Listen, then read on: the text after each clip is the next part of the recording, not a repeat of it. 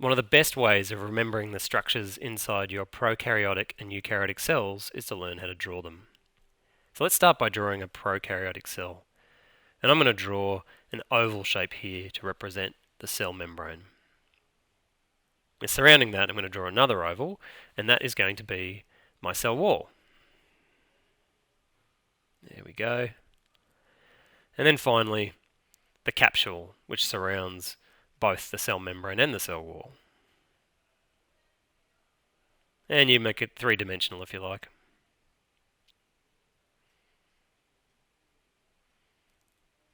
Now I'm going to draw the anchors for the flagellum. And these are just small ovals that are embedded in the cell wall, and also some that are embedded in the cell membrane. And you can just draw some nice long flagellum tails like this. You can also draw some pili, just draw some little hair-like structures, make sure that they're embedded into the cell membrane. You could draw them all the way around, just like this.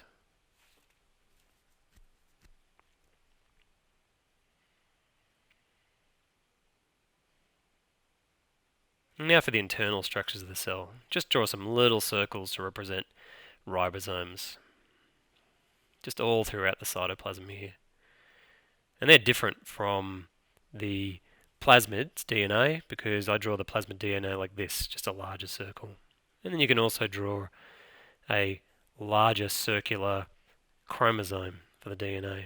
That's pretty much it for a prokaryotic cell. Just make sure that you label everything.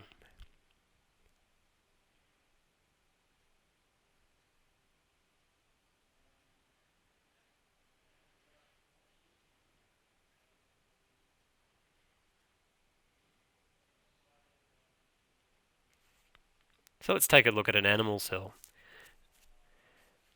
This time I'm going to start by drawing a rough circle shape, which is going to represent my cell membrane. Inside of that, the most obvious structure is going to be my nucleus with a nucleolus. Kind of looks like a fried egg.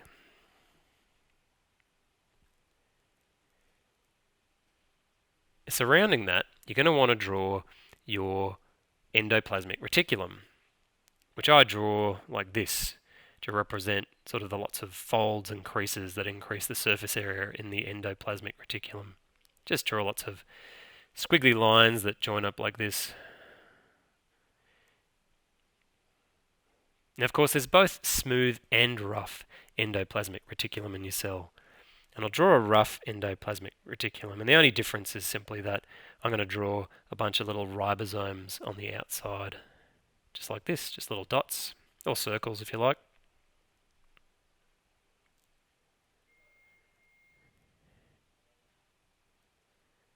And I'll draw one more smooth ER. Students often get confused between the ER and the Golgi body, and I'll draw one in a little bit to show you the difference.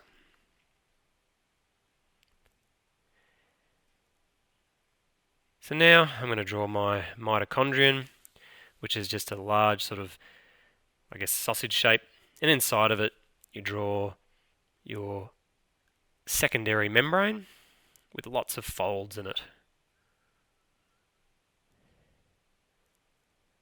Now, cells that are going to have a lot of mitochondria in it might be in parts of your body that require lots of energy. So I'm going to draw a few more mitochondria in here.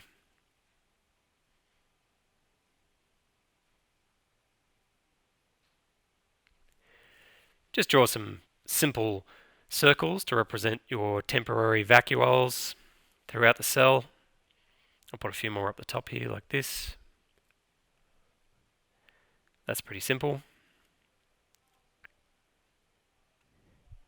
And now for your Golgi apparatus or Golgi body. I kind of draw these like a bunch of sort of, I guess, sausages. They look a bit like sausages to me.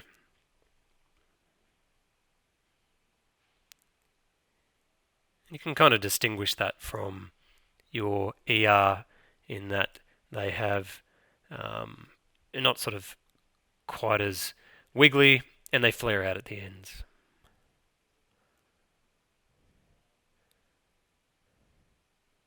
And of course some ribosomes, just some dots down here.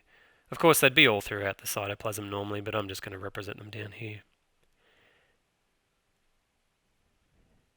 And finally, just make sure that you label all of your structures.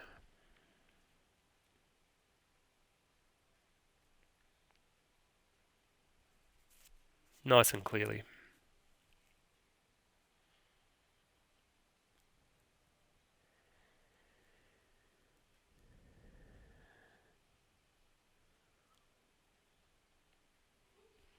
So now I'm going to try drawing a plant cell.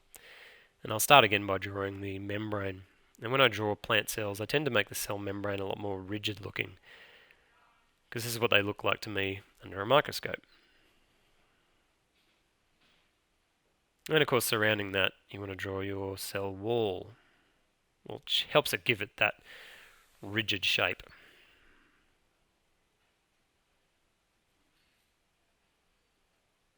There we go. Inside of that, of course, your most prominent organelle is the nucleus with a little nucleolus in it, or your fried egg. And then, of course, your chloroplasts, which you can draw typically as this kind of oval shape with these stacks in it, which are called granum, and they're little stacks of thylakoids.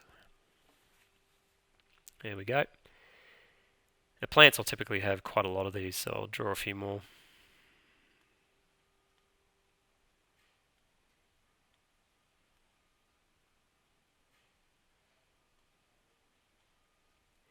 I'll draw some temporary vacuoles, which don't necessarily have to be oval shaped. You can make them circular if you like. And now I'm going to draw a mitochondrion. I'm going to draw it slightly differently than I did in the plant, the animal cell. There we go, I'll just draw the inner membrane like that instead. Draw another one down here.